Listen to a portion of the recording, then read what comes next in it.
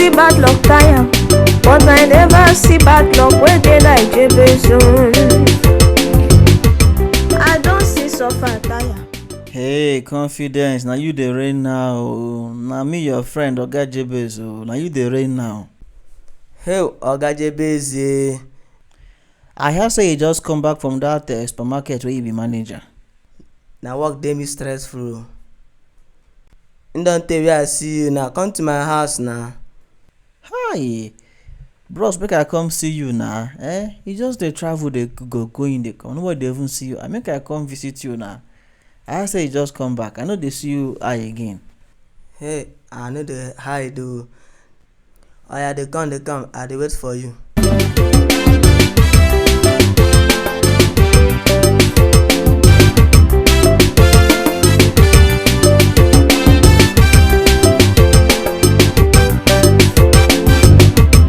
I don see bad luck tire, but I never see bad luck wey dey like Jabez own.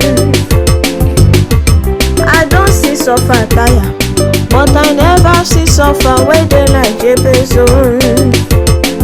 Even sef I don see mumu tire, but I never see mumu wey dey like Jabez own. Jabez own na the biggest, the fattest, the largest, the worst, the biggest. Hey, manager in town. Congratulations on your new work. Congratulations, brother. Welcome o. You don fat finish sef. So as you be manager now, how much be your salary for that place? My salary na 800,000 o. Nah, this one you dey ask me, you wan give me another work? 800,000? Wow, now you come dey manage their branch, manage other places too? Wow, this one a nice development. 800,000 salary. As you come back now, as you come back from supermarket where you dey work, wetin you bring for your area boys now? As you come back now, you suppose bring bread, you suppose bring wine, you suppose bring things, noodles now, sausage roll, bring things make we enjoy now. Shut up! You be manager now. As I come back from work, I no carry shingbai, bread o, drink o, go to go. I no carry anything come back. Which one be say you no bring anything now? You wey we dey see once in a while now. As I see you today, I no even know if the next time wey I go see you na when Jesus don come. Show love to area boys. Show love. I think na for Bible way, I think whether na Jacob or Joseph say, I will never let you go unless you bless me. Confidence, as you see me like this, I know they come up for this house. If you no bless me today, if you no give me things, bread where you carry come, all these juice, you dey work for company now you be the manager. You be mumu. Jabez, leave me o. You too like to beg o. I hear the news, one neighbor and wey dey here before.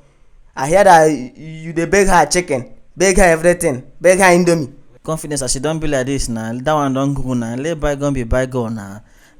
Show me love now. Give me bread now. Things now. I think now you be manager. And now no be 1 naira they pay you. Now you dey manage the whole supermarket. Show boys love. Oga Jabez, nothing to give you. As you greet finishing, I just dey go your house. Get right here, man. Abeg, make I ask you, where your senior brother dey work? This one where you dey ask me where my brother dey work, any problem? That my elder brother na him dey work for mortuary na, him be mortuary attendant. And what of your sister? Where she dey work? Continue. My sister na airport she dey work. My sister dey work for airport. This why you dey ask me about my family members, any problem? As your brother dey work for mortuary, how many times you don bring dead body as make you chop? As your sister dey work for airport, how many times your sister don jack aeroplane come? Which kind nonsense talk be that? If no one help person, talk say no one help person. Which one be say as my brother dey work for mortuary, make him bring dead body make we enjoy? How did they enjoy dead body?